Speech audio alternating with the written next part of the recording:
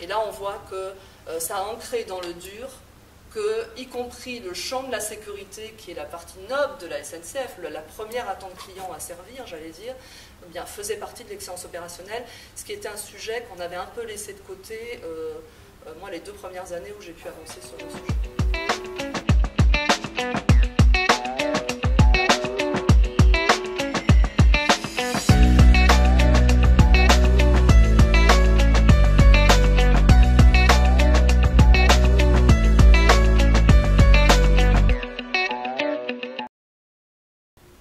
Donc là, Joël, tu nous as raconté un petit peu l'histoire, ou en tout cas ton parcours en excellence opérationnelle à la SNCF.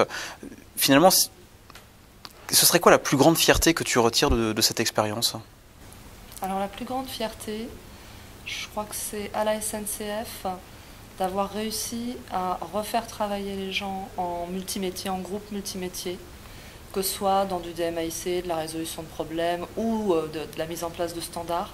Pourquoi? Parce qu'on est une entreprise qui a tendance à être très étanche. Les gens nous ont d'ailleurs très souvent dit, quand ils étaient au bout d'un DMAIC qui avait du résultat, en fait c'est bien parce que sur mon site, maintenant je connais les gens. Souvent je les connaissais qu'en les ayant de temps en temps au téléphone. Donc ça va au-delà des résultats, effectivement. Voilà, et en fait on va continuer à travailler comme ça sur les autres sujets. Donc je pense que ça a vraiment permis de faire vraiment vivre le multimétier. Ça c'est un premier point. Et je dirais qu'un point aussi qui est très fort, c'est de s'assurer via les boucles qualité, le traitement, la remontée des irritants, qu'on est vraiment dans la prise en compte de la vision client, qu'il soit interne, agent, j'allais dire, ou client interne. Et ça, on parle beaucoup du client à la SNCF, mais en fait, dans les modes de fonctionnement, la prise en compte de ses attentes, de ses insatisfactions, ça n'est pas quelque chose d'aussi structuré que ça. Et le dernier point, si je dois en citer 3, c'est vraiment le fondement même de l'excellence opérationnelle pour moi, c'est rentrer en se disant, on est une équipe, quels sont nos problèmes qui ont une incidence pour nous, pour nos clients. Ça a l'air d'être quelque chose de complètement évident. Moi, je mesure le degré de maturité des équipes sur l'excellence opérationnelle au fait qu'ils sachent répondre à cette question. Imaginons, tu croises Guillaume Pépi, que tu croises de temps en temps, il te demande un petit peu ton avis entre deux portes sur où on en est de cette démarche d'excellence opérationnelle au sein de la SNCF. C'est quoi le conseil que tu lui donnes? Le conseil, c'est à peu près ce que je viens de dire, c'est de rentrer toujours par quels sont mes 2-3 problèmes, qui vraiment sont soit un gros caillou dans la godasse ou un menhir, comme dit l'autre, selon l'importance du problème, soit un irritant, agent, client important. Et d'être sûr qu'on pilote comme ça. Et que c'est bien ça qui drive le pilotage. Alors tu viens de nous le dire, effectivement, aujourd'hui tu as pris un poste opérationnel. On pourrait penser que tu as quitté l'excellence opérationnelle, j'imagine que non. Finalement, dans quelle mesure ton voyage en excellence opérationnelle a transformé ta vie? Comment tu abordes en fait ta prise de poste? Est-ce que tu l'abordes différemment aujourd'hui que si tu avais pris ce poste il y a quelques années? Alors je pense qu'honnêtement, je l'aborde différemment, même si forcément insuffisamment. Pourquoi? Parce que quand on change de poste, surtout quand on rentre dans des responsabilités lourdes sur un TER qui a des problèmes de production, on est forcément les 6 premiers mois un peu en mode pompier. Donc on retombe dans le mode pompier. En revanche, moi j'ai la chance d'avoir une activité TER portée par la branche TER qui m'a fourni un directeur qualité Black Belt à temps plein, à côté de moi. Donc moi je suis directrice commerciale qualité, j'ai un directeur qualité à temps plein et je m'efforce déjà d'abord d'avoir tout de suite monté un comité des irritants mensuel avec l'ensemble des dirigeants d'unités tout métier de la région.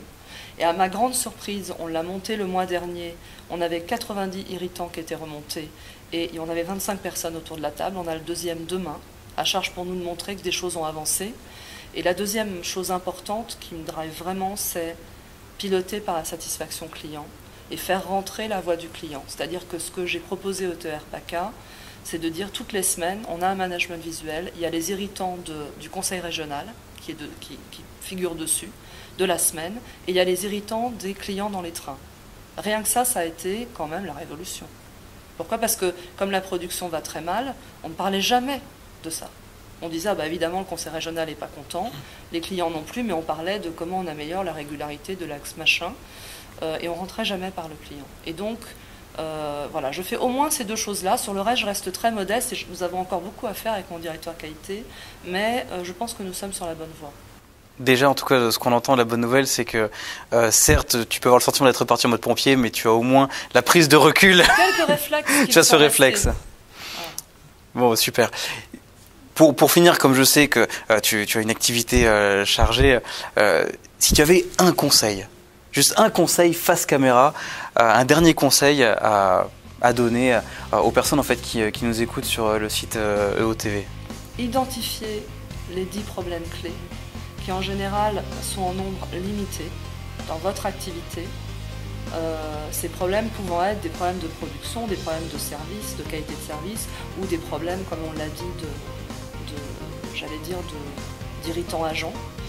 Donc identifier ces problèmes et se dire qu'ils sont en nombre limité et que c'est bien en s'attelant à ça qu'on fait progresser substantiellement les choses. Et deuxième élément, apprendre la patience. Moi je suis quelqu'un d'assez impatient. Et si j'ai retenu une chose de ce que m'avait dit Guillaume Pépi il y a 2 ans sur l'excellence opérationnelle, c'est « je vous donne 10 ans ». C'est-à-dire que c'est pas parce qu'on a identifié les problèmes, ce qui peut prendre déjà 1 an, et les 10 problèmes dont je parlais tout à l'heure, petits ou gros, qu'on ne va pas mettre un certain temps à les traiter, mais comme ils sont en nombre fini, à condition d'intégrer en permanence la vision client, est-ce que ce truc-là que j'essaie de résoudre améliore la satisfaction client, interne, externe, à condition de s'assurer de ça, on est sûr qu'on est sur la bonne trajectoire. Et c'est ça le plus important, mais l'excellence opérationnelle prend du temps et avance à un rythme qui est celui de la construction d'une vision client et d'un traitement systématique des problèmes. Super, merci beaucoup en tout cas Joëlle, et au plaisir en tout cas de savoir comment se poursuit ta prise de poste. À bientôt.